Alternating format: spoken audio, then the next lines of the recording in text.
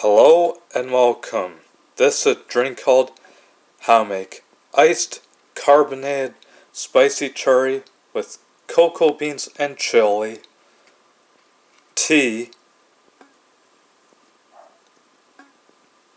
blueberry pomegranate. First thing we gotta do is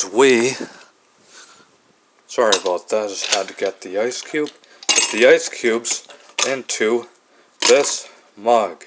Then after that, you put in the tea bag of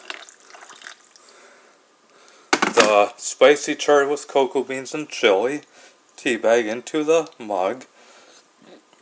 And after that, last but not least, we add the blueberry pomegranate sparkling water into this mug.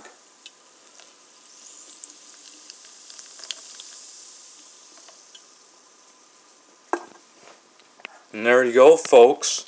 Here is your iced, carbonated, spicy cherry with cocoa beans and chili tea, blueberry pomegranate. Enjoy, folks, and thank you for watching.